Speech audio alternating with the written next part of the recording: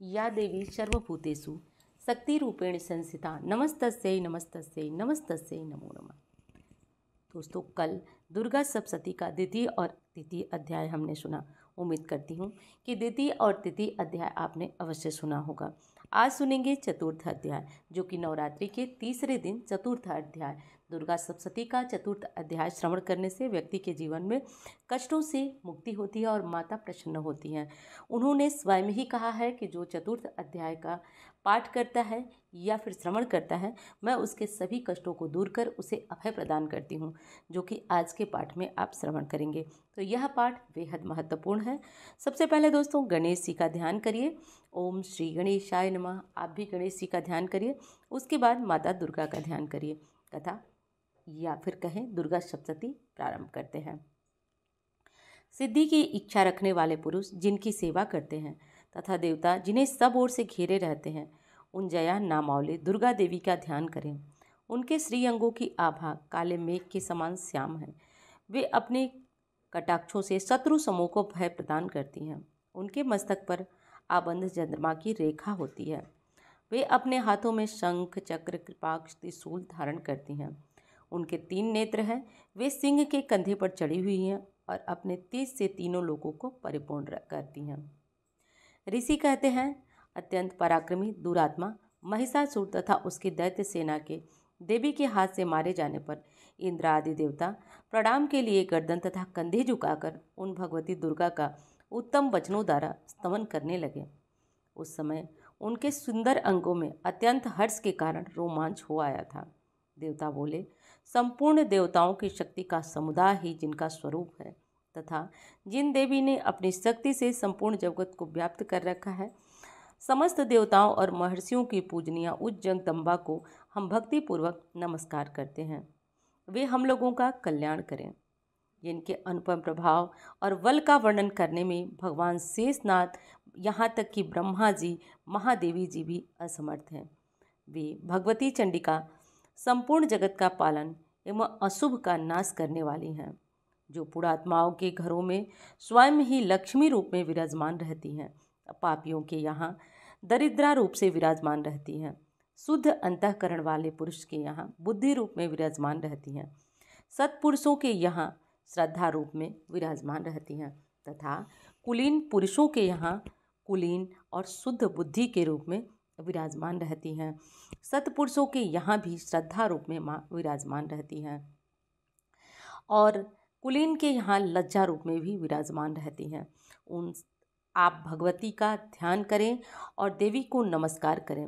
हे देवी, आप संपूर्ण विश्व का पालन कीजिए। हे देवी, आपकी इस औचित्य रूप का असुरों को नाश करना, पराक्रम करना और असुरों पे स्वयं भार बन जाना और असुरों का वध कर देना, यह देवताओं के प्रति एक महती कृपा है। समस्त देवताओं और दैत्यों के समक्ष युद्ध में प्रकट किए हुए आपके अद्भुत चरित्रों का हम किस प्रकार वर्णन करें। आप संपूर्ण जगत की उत्पत्ति में कारण हैं। आप में सत्वगुण, रजोगुण और तमोगुण, ये तीनों गुण मौजूद हैं, तो भी दोषों और संसर्गों से आपको दिखाई और सुनाई सब कुछ देता है। आपने देवताओं को रक्षा की और असुरों को मार डाला, लेकिन असुरों को मारने में भी असुरों की एक कृपा दिखाई पड़ती है। आपका संसर्ग नहीं जान पड़ता है। भगवान विष्णु और महादेवी आदि देवता भी आपकी पार नहीं पाते हैं। आप ही सबका आश्रय है। आप ही सबका आश्रय हो और आप ही सबकी दाता हो। यह समस्त जगत आपका अंशभूत है, क्योंकि आप सबकी आदिभूत अव्याकृता परा प्रकृति है। देवी, संपूर्ण यज्ञों में जिसके उच्चारण से सब देवता तृप्ति लाभ प्राप्त करते हैं, आप वह स्वाहा हैं। इसके अतिरिक्त आप पितरों की भी तृप्ति का कारण हैं। अतएव आप सब लोगों की स्वधा हैं। देवी, जो मोक्ष की प्राप्ति का साधन है, वह औचित्य है, महाव्रता स्वरूपा है। समस्त दोषों से रहित, जितेंद्रिय, तत्व को सार वस्तु मानने वाले तथा मोक्ष की अभिलाषा रखने वाले मुनिजन जिनका अभ्यास करते हैं, वह भगवती पराविद्या आप ही तो हैं। आप शब्द स्वरूपा हैं, अत्यंत निर्मल। ऋग्वेद, यजुर्वेद तथा मनोहर के पदों के पाठ से संयुक्त सामवेद का भी आधार है। आप देवी त्रयी यानी कि तीनों वेदों और भगवती ऐश्वर्य 6 वेदों के से इस विश्व की उत्पत्ति एवं पालन के लिए आप ही वार्ता यानी कि आप ही खेत्री, आप ही आजीविका के रूप में प्रकट हुई हैं। आप संपूर्ण जगत की घोर पीड़ा का नाश करने वाली हैं। हे देवी, जिसकी समस्त शस्त्रों से सार का ज्ञान होता है, वह मेधा शक्ति आप ही हैं। दुर्गत भवसागर से पार उतारने वाली नौकारूप दुर्गा देवी आप ही हैं। आपकी कहीं भी आसक्ति नहीं है। मधुकैटभ के शत्रु भगवान विष्णु के वक्ष स्थल में एकमात्र निवास करने वाली भगवती लक्ष्मी भगवान चंद्रशेखर द्वारा सम्मानित गौरी देवी आप ही तो हैं। आपका मुख मंद मुस्कान से सुशोभित निर्मल पूर्ण चंद्रमा के बिंब का अनुकरण करने वाले उत्तम स्वर्ण की मनोहर क्रांति से कमनीय है। तो भी उससे देखकर महिषासुर को क्रोध क्यों आया? सहसा उसने उस पर प्रहार क्यों किया? यह बड़े आश्चर्य की बात है देवी। वहीं जब इस सुंदर मुख को देख करके सबका क्रोध शांत हो जाता है, वहीं जब क्रोध से युक्त होने पर उदय काल के चंद्रमा की भांति लाल और तनी हुई भौहों के कारण विकराल हो उठता है, तब उसे देखकर जो महिषासुर के प्राण वो तुरंत ही निकल जाते हैं। यह उससे भी बढ़कर आश्चर्य की बात है, क्योंकि क्रोध में भरे हुए यमराज को भला कौन जीवित रह सकता है। देवी, आप प्रसन्न हो। परम स्वरूपा आपके प्रसन्न होने पर जगत का अभ्युदय होता है, और क्रोध में भर जाने पर आप तत्काल ही कितने कुलों का सर्वनाश कर डालती हैं।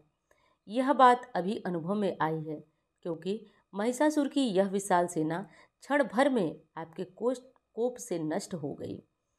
सदा अभ्युदय प्रदान करने वाली आप जिन पर प्रसन्न रहती हैं, वे ही देश में सम्मानित हैं। उन्हीं को धन और यश की प्राप्ति होती है।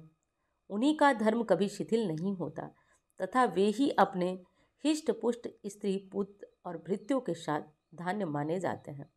देवी, आपकी ही कृपा से पुण्यात्मा प्रतिदिन अत्यंत श्रद्धापूर्वक सदा सब प्रकार से धर्मानुकूल कर्म करता है और उसके प्रभाव से स्वर्ग लोक को जाता है।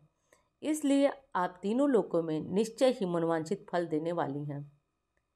माँ दुर्गे, आप स्मरण करने पर सब प्राणियों का भय हर लेती हैं और स्वस्थ पुरुषों द्वारा चिंतन करने पर उन्हें परम कल्याणमयी बुद्धि प्रदान करती हैं। दुख दरिद्रता और भय हरने वाली देवी, आपके सिवा दूसरी कोई नहीं है, जिसका चित्त वृत्ति सबका उपकार करने के लिए सदा ही दयार्द रहता है। देवी, इन राक्षसों के मारने से संसार को सुख मिले तथा ये राक्षस चिरकाल तक नरक में रहने के लिए भले ही पाप करते हों, परंतु इन सब संग्राम में मृत्यु को प्राप्त होकर स्वर्ग में जाए, निश्चय ही यही सोचकर आप शत्रुओं का वध करती हैं। आप शत्रुओं पर शस्त्रों का प्रहार क्यों करती हैं? समस्त असुरों को दृष्टि पात्र मात्र से ही आप भस्म क्यों नहीं कर देती? इसमें एक रहस्य है। ये शत्रु भी हमारे शस्त्रों से पवित्र होकर उत्तम लोक में जाएं। इस प्रकार उनके प्रति भी आपका विचार अत्यंत उत्तम रहता है। खड़ग के तेजपुंज की भयंकर दीप्ति से तथा आपके त्रिशूल से अग्रभाग से घनीभूत प्रभा से चौंधिया कर जो असुरों की आंखें फूट नहीं जाती हैं, उसमें यही कारण था कि वे मनोहर रश्मियों से युक्त चंद्रमा से आनंद प्रदान करें, इससे इस सुंदर मुख का दर्शन करें। देवी, आपका शील दुराचारियों के बुरे बर्ताव को दूर करने वाला है, साथ ही यह ऐसा है जो चिंतन में भी नहीं आ सकता, जिसकी कभी कोई दूसरे से तुलना नहीं की जा सकती, यानी अतुलनीय है। तथा आपका बल और पराक्रम उन दैत्यों का भी नाश करने वाला है जो कभी देवताओं के पराक्रम को भी नष्ट कर चुके थे। इस प्रकार आपने शत्रुओं को भी अपनी दया प्रकट की है। वरदायिनी देवी, आपके इस पराक्रम की किसके साथ तुलना हो सकती है? तथा शत्रुओं को भय देने वाला अत्यंत मनोहर ऐसा रूप भी आपके सिवा और कहाँ है? हृदय में कृपा और युद्ध में निष्ठुरता, ये दोनों बातें तीनों लोकों के भीतर केवल आप में ही देखी गई हैं। माता, आपने शत्रुओं का नाश कर इस समस्त त्रिलोकी की रक्षा की है। उन शत्रुओं को भी युद्ध भूमि में मारकर स्वर्ग लोक में पहुंचाया है तथा उन्मत्त दैत्यों से प्राप्त होने वाले हम लोगों के भय को भी दूर किया है। आपको हमारा नमस्कार है। देवी, आप शूल से हमारी रक्षा करें। अंबिके, आप खड़ग से भी हमारी रक्षा करें तथा घंटा की ध्वनि और धनुष की टंकार से भी हम लोगों की रक्षा करें। चंडिकी, पूर्व पश्चिम दक्षिण दिशा में आप हमारी रक्षा करें। ईश्वरी, अपने त्रिशूल को घुमाकर आप उत्तर दिशा से भी हमारी रक्षा करें। तीनों लोकों में आपके जो परम सुंदर अत्यंत भयंकर रूप विचरते हैं रहते हैं, उनके द्वारा भी आप हमारी इस भूलोक की रक्षा करें। आपके कर पल्लवों में शोभा पाने वाले खड़ग, शूल और गदा आदि जो जो अस्त्र हैं, उन सबके द्वारा सब ओर से हम लोगों की रक्षा करें।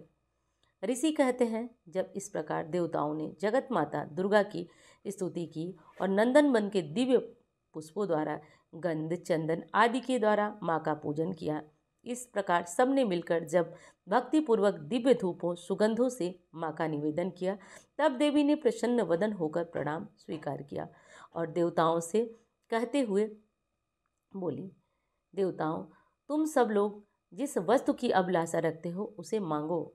देवता बोले, भगवती, जब हमारी इच्छा पूर्ण हो गई तो हमें अन्य किसी शेष इच्छा की पूर्ति की आवश्यकता नहीं है, क्योंकि हमारा शत्रु महिषासुर था, वो मारा गया।